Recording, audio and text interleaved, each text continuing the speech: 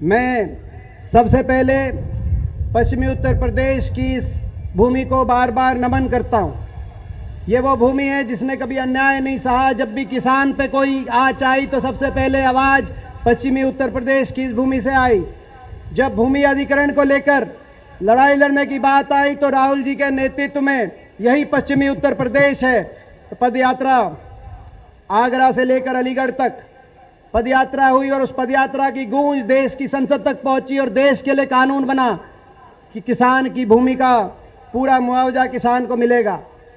और जब अब इस बार देश की सरकार किसान के अधिकार को छीनने के लिए 3 काले कानून लेके आई, खरीदारी से, सरकारी खरीद से पीछे हटकर बड़े उद्योगपतियों के हाथ में देश के किसान को भविष्य को सौंपने की तरफ कदम बढ़ाए, तो संघर्ष हुआ। जब पंजाब हरियाणा से वो संघर्ष शुरू हुआ तो उस संघर्ष को अगर बल देने का काम किया, उस संघर्ष को मजबूती देने का काम किया तो इसी पश्चिम उत्तर प्रदेश की इस भूमि ने किया। मैं आप सबको बार बार नमन करता हूं। मैं धन्यवाद करता हूं प्रियंका गांधी जी का। जब देश के किसान पे, देश का किसान मुश्किल में आया तो इस आंदोलन में कंधे से कंधा मिलाकर देश के किसान के साथ जो संघर्ष करने के लिए, चाहे वो सहारनपुर की बात हो, चाहे बिजनौर की बात हो, चाहे मेरठ मुजफ्फरनगर की बात हो, आगे मथुरा तक, प्रियंका जी जिस तरीके से दिन रात किसान के संघर्ष में साथ किसान का दे रही हैं, हम उनका धन्यवाद करते हैं। देश का किसान प्रियंका जी आपके इस संघर्ष को सदा याद रखेगा, आपके इस संघर्ष को कभी नहीं भूलेगा। देश का किसान हम आपका बहुत बहुत धन्यवाद करते हैं। ये सरकार इन कानूनों को लेकर आई और एक संघर्ष शुरू हुआ। मैं बताना चाहता हूं आपको, मैं हरियाणा से आया हूं। ये जो सिंघू बॉर्डर पे धरना है, जो टिकरी बॉर्डर पे धरना है, ये रोहतक और सोनीपत में पड़ता है, आपको पता है। आज भी जब यहां पे हमारी सभा हो रही है तो सिंघू बॉर्डर पे 21 किलोमीटर और टिकरी बॉर्डर पे 17 किलोमीटर, पहले ट्रैक्टर ट्रॉली से आखिरी ट्रैक्टर ट्रॉली तक 4-4 लेन, हजारों लाखों की तादाद में आपके भाई वहां बैठे हैं, शांति प्रिय तरीके से बैठे हैं।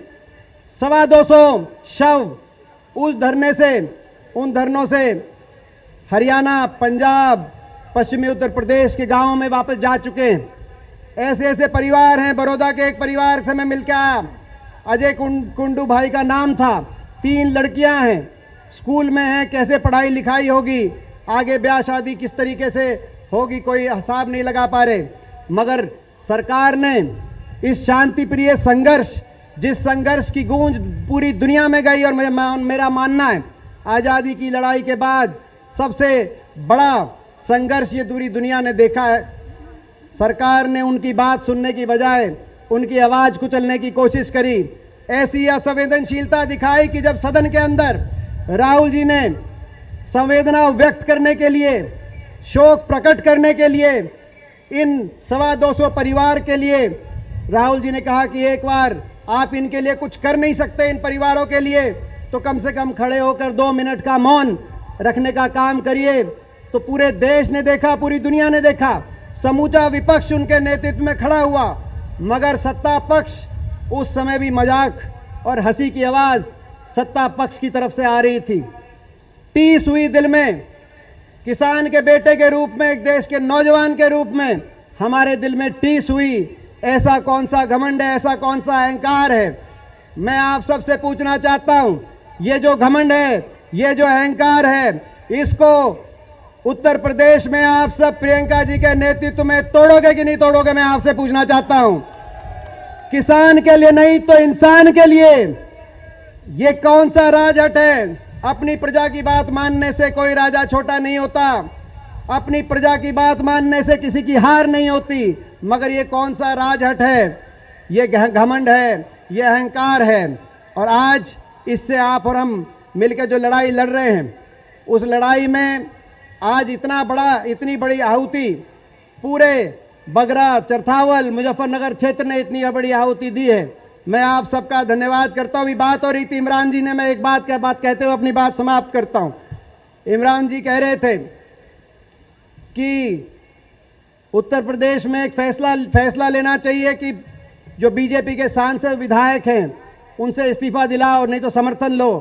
हमने एक और फैसला ले लिया हरियाणा में, जमुना पार। आपको याद होगा जब कांग्रेस की सरकार थी हमारी, वहां पे तो आप जाते थे, गन्ना महंगा बेच के आते थे, डीजल सस्ता खरीद के लेके आते थे, पॉपुलर महंगा बेच के जाते थे जमुनानगर में, डीजल सस्ता खरीद के लेके आते थे। उसी हरियाणा ने आज फैसला, जाते थे कि नहीं जाते थे, मैं आप सबसे सवाल पूछता हूं।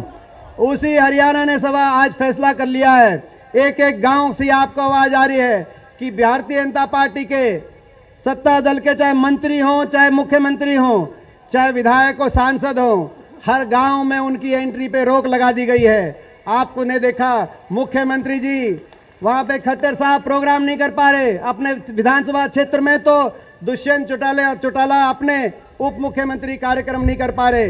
तो मैं आप सबसे यह आग्रह करना चाहता हूं, आप तो हमेशा आगे रहते हो, तो जब हरियाणा ने फैसला कर लिया, पंजाब का नगर निगम का चुनाव हुआ, उसका नतीजा भी आपने देखा होगा।